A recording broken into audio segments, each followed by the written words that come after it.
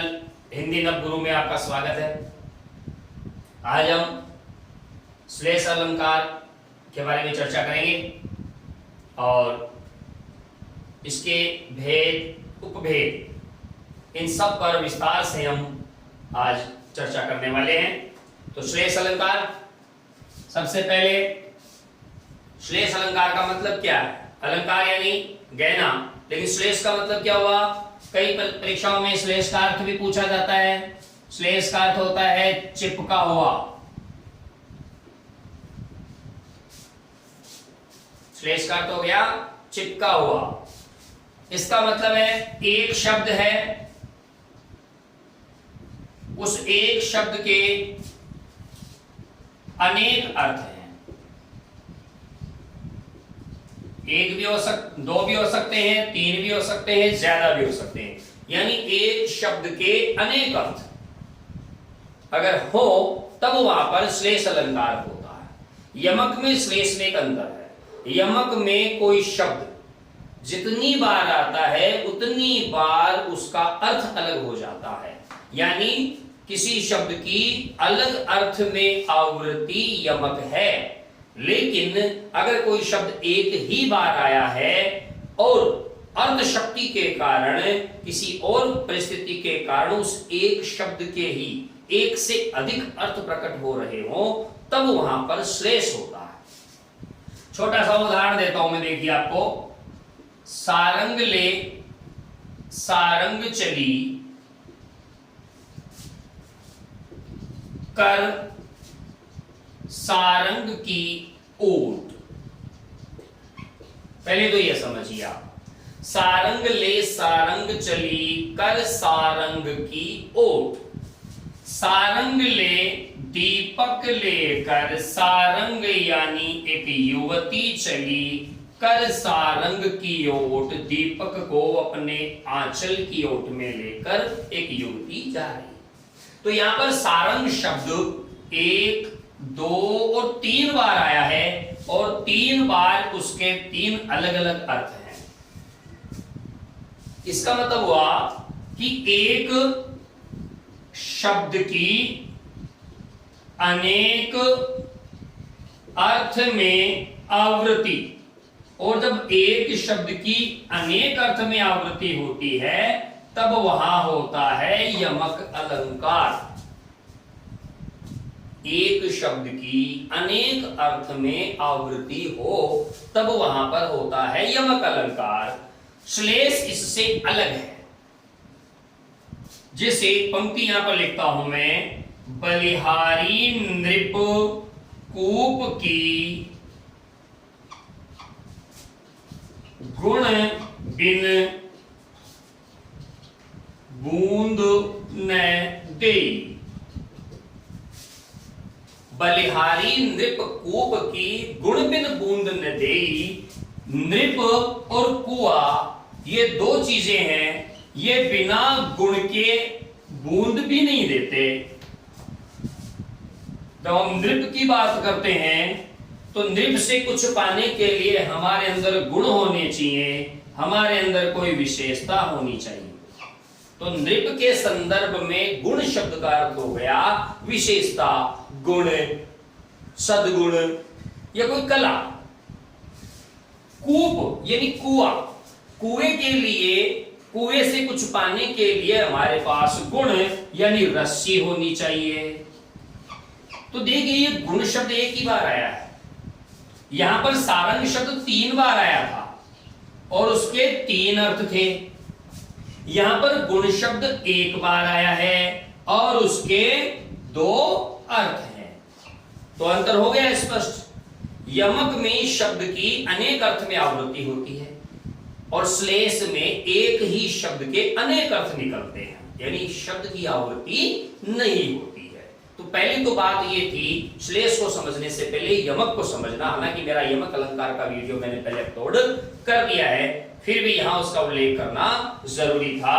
तो दोनों में एक तो जो छोटा सा अंतर है वो आपको ध्यान रखना है।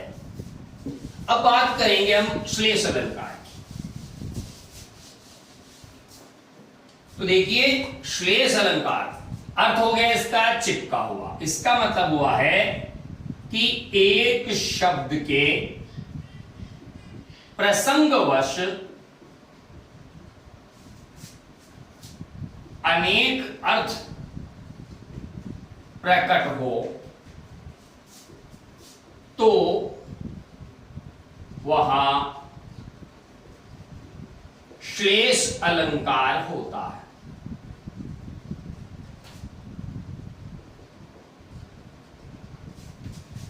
अगर एक शब्द के प्रसंगवश अनेक अर्थ प्रकट हो, या मैंने प्रसंगवश शब्द इसलिए जोड़ा है कि कोई भी शब्द अगर एक से अधिक अर्थ देगा तो वहां कोई ना कोई कंडीशन उस पंक्ति में हमें मिलेगी, कोई ना कोई संदर्भ, कोई ना कोई रेफरेंस हमें वहां मिलेगा। ऐसे ही किसी शब्द के अनेक अर्थ नहीं हो जाएंगे।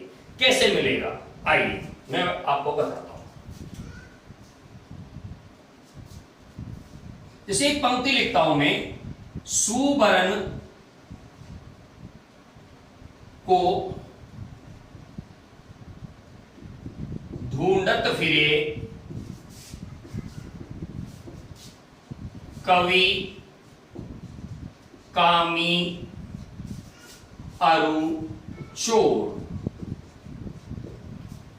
ठीक है, इस पंक्ति में आप देखिए साफ साफ लिखा है कि सुबरन को ढूंढत फिरे, यानी इस एक चीज को कितने लोग ढूंढ रहे हैं, 1 2 और ये 3। एक ही चीज को 3 लोग ढूंढ रहे हैं, तो इसका मतलब है कि ये जो एक है ये 3 जगह अपनी उपस्थिति देगा। कवि, जब हम पहली बात करेंगे कवि किसको ढूंढेगा, तो कवि ढूंढ रहा है किसको, सुबरन को। कामी किसको ढूंढ रहा है, कामी भी सुबरन को ढूंढ रहा है, चोर भी सुबरन को ढूंढ रहा है। अगर हम सुबरन शब्द का अर्थ लेते हैं, एक ही बार आया है, अर्थ लेते हैं। कवि को सु यानी अच्छे, वर्ण यानी वर्ण, कवि को काव्य लिखने के लिए अच्छे वर्णों की आवश्यकता। तो यहां कवि के लिए सुवर्ण का अर्थ क्या हो गया, अच्छे वर्ण। कामी यानी व्यभिचारी, कामुक व्यक्ति, विलासी व्यक्ति, लंपट व्यक्ति, उसको सु यानी अच्छा, वर्ण यानी रंग रूप यानी सुंदरी, किसी वो सुंदरी स्त्री की तलाश में, विलासी है, लंपट है, व्यभिचारी है, कामी है, कामुक है, ऐसे व्यक्ति को अच्छे वर्ण नहीं चाहिए, अच्छे रंग रूप वाली स्त्री चाहिए। तो इसका मतलब है यहां पर सुवर्ण का अर्थ हो गया अच्छा रंग रूप या सुंदर स्त्री। चोर, चोर को क्या चाहिए, चोर इस अच्छे वर्णों का क्या करेगा, उसके किसी काम का नहीं है, किसी काम का नहीं है। वो तो वो बात हो जाएगी कि अंधे के आगे रोवे नैना अपने खोवे।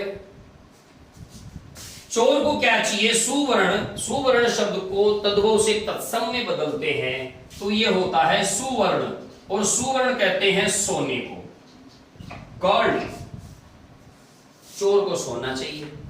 तो यहां पर हम देख रहे हैं कि सुवर्ण का ये तीसरा अर्थ हो गया।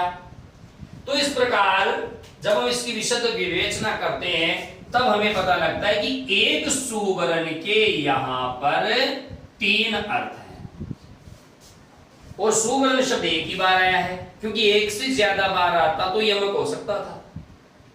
यमक और श्लेष में यही अंतर है। अब मैंने यहां लिखा प्रसंगवश। अगर यहां पर कवि, कामी, चोर शब्द नहीं होता तो सुवर्ण के अर्थ इतने सुवर्ण ही रहता, कोई अन्य अर्थ उसका नहीं होता। तो प्रसंगवश उसमें कोई ना कोई ऐसा प्रसंग दिया हुआ है काव्य पंक्ति में जिससे हम उसका अन्य अर्थ निकाल सके। तो ये हो गई श्लेष अलंकार की बात। अब हम बात करेंगे जैसे इसकी एक, देखिए आप, मैं एक काव्य पंक्ति और लिखता हूं, नवजीवन दो घनश्याम।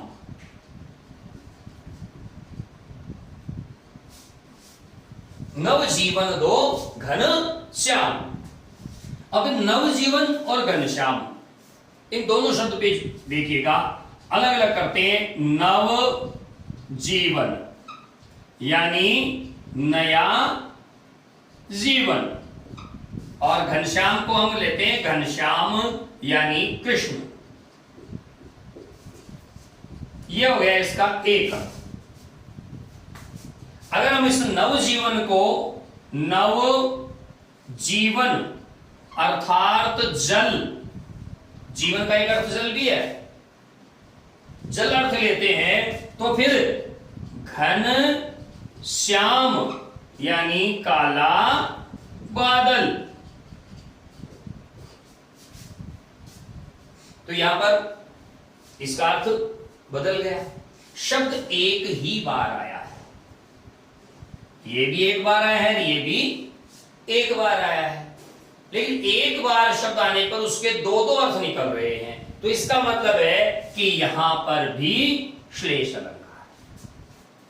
तो श्लेष अलंकार में बड़ी सिंपल सी बात है, शब्द एक होगा और प्रसंगवश उसके अर्थ अलग अलग होंगे, एक से अधिक होंगे, दो भी हो सकते हैं, तीन भी हो सकते हैं। तो ये थी श्लेष अलंकार की बात। अब श्लेष अलंकार के भेद की चर्चा करते हैं। श्लेष अलंकार के भेद होते हैं दो।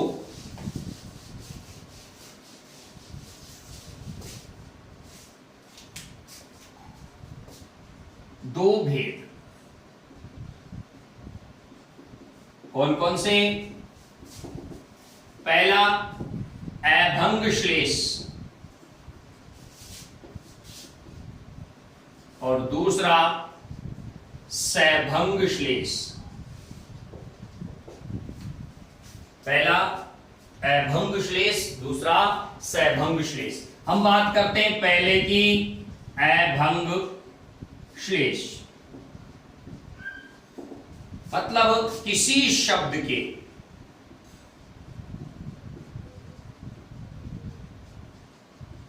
टुकड़े किए बिना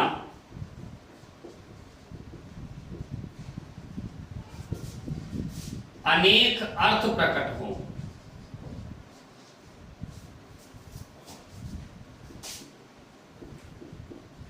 तो वहां अभंग श्लेष होता है।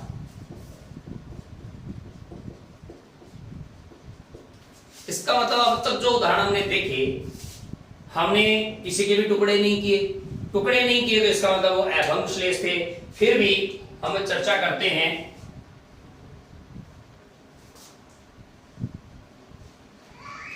पानी गए न उबरे मोती मानस चूर। वो स्थिति यहां पर है, पानी अगर चला जाए तो मोती, मनुष्य और चून ये किसी काम के नहीं है। तो एक पानी के कारण तीन चीजें प्रभावित हो रही हैं। जब हम बात करते हैं मोती के पानी की, तो इसका मतलब हो गया कि मोती की अगर चमक चली जाए, आभ आभा, तो उसकी कीमत कम हो जाती है। मनुष्य का पानी मतलब उसकी इज्जत अगर चली जाए तो उसका कोई महत्व नहीं है। चून में पानी, अगर उसमें से पानी निकल जाए तो वो चून किसी काम का नहीं। तो इसका मतलब है यहां पर एक पानी के तीन अर्थ निकले और हमने पानी शब्द के टुकड़े भी नहीं किए, तीन अर्थ निकले, टुकड़े भी नहीं किए, अभंग श्लेष अलंकार। अब बात करते हैं दूसरे की, उसका नाम है सैभंग श्लेष।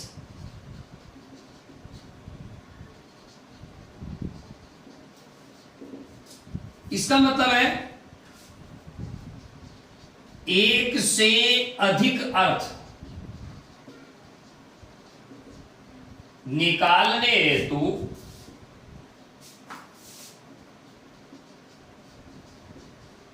शब्द के टुकड़े करने पड़ते हैं। इसका मतलब यह हुआ कि यहां पर टुकड़े किए बिना अनेक अर्थ प्रकट होंगे और यहां पर अनेक अर्थ यानी एक से अधिक अर्थ लेने के लिए हमें टुकड़े करने पड़ेंगे। सैभंग, भंग यानी खंड सहित, टुकड़ों सहित। जैसे एक पंक्ति है, को घटी ये वृषभानुजा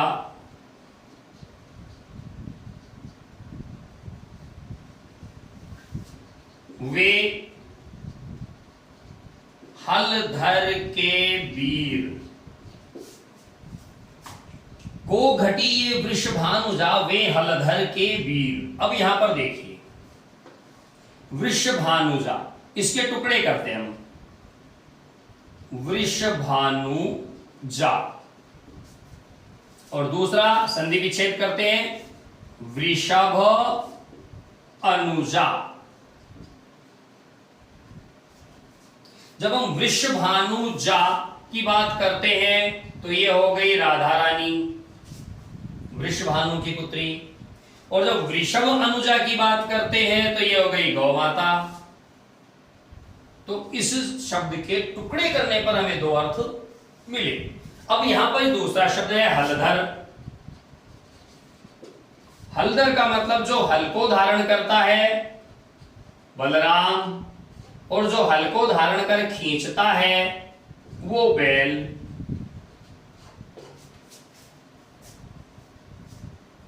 तो यहां पर हमने इसके बिना अर्थ की, बिना टुकड़े की अर्थ निकाले हैं। तो इसमें तो हो जाता है अभंग श्लेष,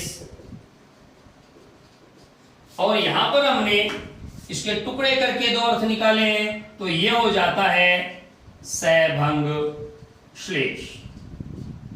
तो श्लेष अलंकार के दो पार्ट हैं, अभंग श्लेष, सैभंग श्लेष। बिना टुकड़े किए अर्थ अलग अलग निकल रहे हैं, अनेक अर्थ निकल रहे हैं। तो अभंग श्लेष, जैसे जहां गांठ है तहां रस नहीं, आपने पढ़ा होगा। लेकिन एक पंक्ति उसमें अगली पंक्ति में क्या लिखा है, मध्यतर की गांठ में गांठ गांठ रस होए। गांठ मतलब आप गन्ने की गांठ देखें या बांस की गांठ, गन्ने की बात करें हम, गन्ने की गांठ जो होती है उसका जैसे पेरी होती है और उसके कॉर्नर पे गांठ होती है, उस पौर पर जब हम देखते हैं वहां रस नहीं होता, बीच में रस होता है। वो तो गई गांठ, एक गांठ का अर्थ। मध्यतर की गांठ, मध्यतर कहते हैं विवाह मंडप, और विवाह मंडप में जो गांठ बांधी जाती है वर वधू के गांठ बांधी जाती है, उस गांठ में रस, जीवन का आनंद। तो यहां पर एक गांठ शब्द के दो अर्थ हो गए बिना टुकड़े किए हुए। तो बिना टुकड़े किए अगर कोई अर्थ हो रहा है तो इसका मतलब है वहां पर अभंग श्लेष है, और टुकड़े करने पर जहां अर्थ हमें एक से अधिक अर्थ प्राप्त हो तो इसका मतलब है वहां पर सैभंग श्लेष अलंकार है। तो श्लेष अलंकार के बारे में आज मैंने आपको बताया। आप मेरे YouTube चैनल हिंदी नवगुरु को सब्सक्राइब कीजिए, लाइक शेयर कीजिए और अधिकाधिक लाभ उठाइए। हिंदी और संस्कृत व्याकरण एवं साहित्य का प्रतियोगी परीक्षाओं में अपने निश्चित सफलता के लिए लाभ उठाएं। अपने दोस्तों के साथ भी शेयर कीजिए। जय हिंद, जय भारत।